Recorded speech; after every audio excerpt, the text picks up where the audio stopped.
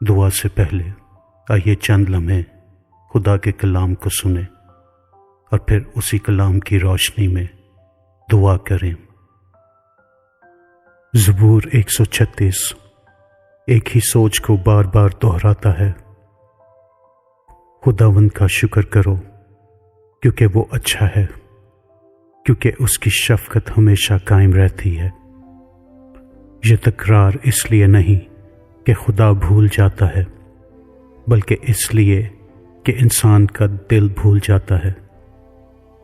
یہ زبور ہمیں یاد دلاتا ہے کہ شکر گزاری احساس کا نتیجہ نہیں بلکہ ایمان کا عمل ہے۔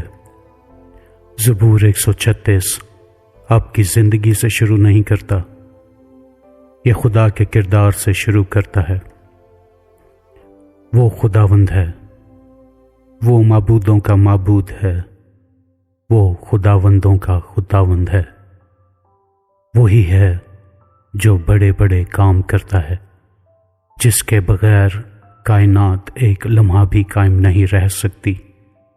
وہی ہے جس نے دانائی سے آسمان بنائے، زمین کو پانیوں پر ٹھہرایا، سورج کو دن پر اور چاند اور ستاروں کو رات پر مقرر کیا۔ یعنی جو خدا پوری کائنات کو سنبھالے ہوئے ہے، وہی خدا آپ کی زندگی کو بھی سنبھال رہا ہے، چاہے آپ کو آج ایسا محسوس ہو یا نہ ہو۔ اسی لیے جب دل تھک جائے، جب من پریشان ہو، جب سوچیں بوجھ بن جائیں، تو یہ زبور ہمیں احساس کی طرف نہیں، سچائی کی طرف واپس لاتا ہے۔ خدا کی حمد صرف اس وقت نہیں جب سب کچھ ٹھیک ہو، حمد اس وقت بھی ہونی چاہیے جب ہمارے من میں سوال ہوں، جب ہماری دعاؤں کے جواب دیر سے آئیں، جب ہمیں حالات پوری طرح سے سمجھ نہ آ پائیں، کیونکہ خدا حالات سے نہیں بدلتا۔ یہی وجہ ہے کہ شکر گزاری ایک روحانی حفاظت ہے۔ ناشکری دل کو سخت کر دیتی ہے، شکر گزاری دل کو نرم رکھتی ہے۔ ناشکری نظر کو تنگ کر دیتی ہے، شکر گزاری آنکھیں کھول دیتی ہے۔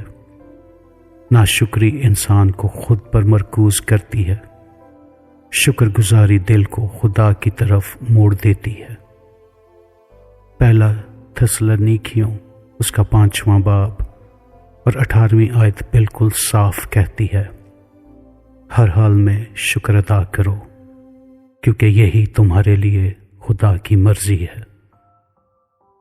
نوٹ کریں، ہر حال میں، نہ کہ ہر حال کے لیے۔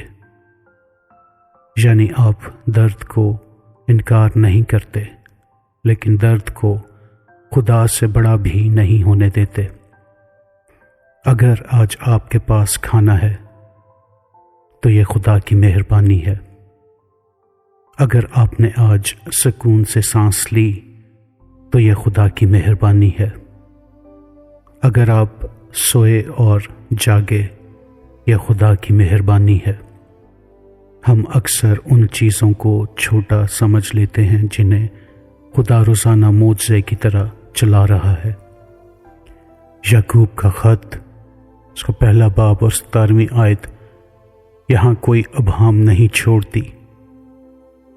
ہر اچھی بخشش اور ہر کامل عطیہ اوپر سے ہے، نوروں کے باپ کی طرف سے۔ یعنی آپ کی زندگی میں جو بھی اچھا ہے وہ اتفاق نہیں، وہ خدا کی شفقت ہے۔ اور جب انسان یہ بھول جاتا ہے تو شکایات بڑھتی ہیں اور ہمیں حق جتانا آ جاتا ہے، اور ہماری شکر گزاری خاموش ہونا شروع ہو جاتی ہے۔ اسی لیے زبور 107 میں لکھا ہے، خداوند کے فدیہ دیے ہوئے لوگ یوں کہیں، خاموش ایمان جلد کمزور ہو جاتا ہے، اپنے منہ سے اپنے دل کو یاد دلائیں کہ خدا اب بھی اچھا ہے، اور اگر آج دل فکروں سے بھرا ہوا ہے تو بائبل آپ کو بھاگنے کا نہیں بلکہ دعا کا رستہ دیتی ہے۔ پالوس رسول کا فلپیوں کے نام خط، اس کا 4 باب، 6 اور 7 آیات ہمیں دعا کا حکم بھی دیتی ہیں اور وعدہ بھی۔ کسی بات کی فکر نہ کرو بلکہ ہر بات میں دعا اور منت کے ساتھ شکر گزاری کے ذریعے اپنی درخواستیں خدا کے سامنے پیش کرو، اور خدا کا امن تمہارے دل اور دماغ کی نگہبانی کرے گا۔ دیکھیں، شکر گزاری دعا کے بیچ میں رکھی گئی ہے، کیونکہ شکر خوف کو کمزور اور ایمان کو مضبوط کرتا ہے۔ آج آئیں اپنے دلوں کو دوبارہ سے گرمائیں، خدا کی بھلائی کے عادی نہ ہو جائیں بلکہ عطا کرنے والے کو نہ بھولیں، کیونکہ اس کی محبت ہمیشہ قائم رہتی ہے اور آج کے لیے یہی کافی ہے۔ اب آئیے اسی سچائی کے ساتھ مل کر دعا کریں۔ آیا آسمانی باپ، آج میں کوئی دعویٰ لے کر نہیں بلکہ شکر گزاری لے کر تیرے حضور آتا ہوں۔ میں تیرا شکر ادا کرتا ہوں کیونکہ تو اچھا ہے، نہ صرف اس وقت جب میں سمجھتا ہوں اور جانتا ہوں بلکہ اس وقت بھی جب میں اپنی سوچوں میں الجھا ہوا ہوتا ہوں۔ میں تیرا شکر ادا کرتا ہوں کیونکہ تیری محبت میری کیفیت پر منحصر نہیں، وہ ہمیشہ قائم رہتی ہے۔ اے خدا، میں مانتا ہوں کہ کئی بار میں نے شکایت کو ترجیح دی اور شکر گزاری کو بھول گیا۔ میں نے ان چیزوں کو دیکھا جو میرے پاس نہیں ہیں اور ان چیزوں کو نظر انداز کیا جو تو نے وفاداری سے میرے لیے سنبھال کر رکھی ہیں۔ مجھے معاف فرما۔ آج میں اپنی زبان کو دوبارہ سے تربیت دیتا ہوں۔ میں شکایت نہیں بلکہ شکر گزاری کو چنتا ہوں۔ میں خوف نہیں بلکہ بھروسے کو چنتا ہوں۔ میں بے چینی کو نہیں بلکہ تیرے امن کو چنتا ہوں۔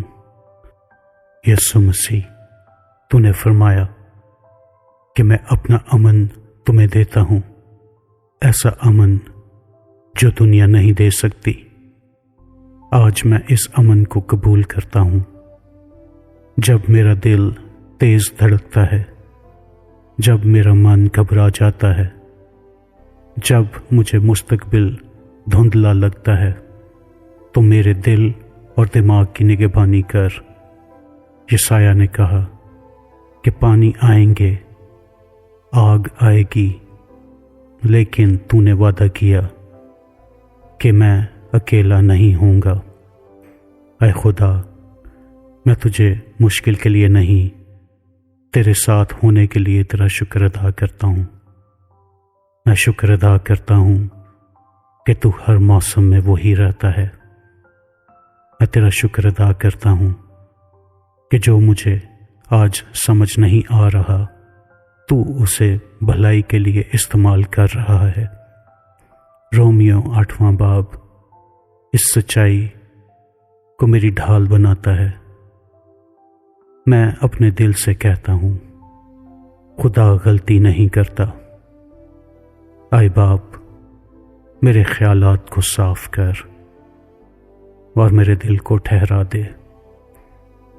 مجھے وہ شکر گزاری دے جو حالات سے بڑھ کر ہو۔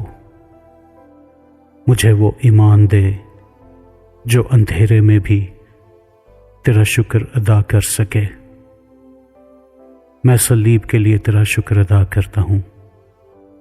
میں اس معافی کے لیے بھی تیرا شکر ادا کرتا ہوں جو تو نے مجھے دی ہے، اور میں نجات کے لیے بھی تیرا شکر کرتا ہوں۔ میں شکر ادا کرتا ہوں کہ مجھے تیرا بیٹا کہلانے کا حق ملا، اور یہ سب سے بڑی برکت ہے۔ اے خدا، میرے گھر کو اپنے امن سے بھر دے، میرے خاندان کو اپنی حضوری سے ڈھانپ لے، میرے دل کو اپنی خوشی سے مضبوط کر، مجھے ثابت قدم بنا، مجھے ہلنے نہ دے، مجھے ڈگمگانے نہ دے، مجھے بیکار نہ ہونے دے۔ خداوند، میری زندگی تیری گواہی بنے، نہ صرف الفاظ سے بلکہ ایک شکر گزار دل سے۔ تو اچھا ہے، تیری محبت ہمیشہ قائم رہتی ہے۔ میں یہ سچ آج ایک بار پھر قبول کرتا ہوں، اور یہ سب کچھ میں یسوع مسیح کے سندر، میٹھے اور جلالی نام میں مانگتا ہوں، آمین۔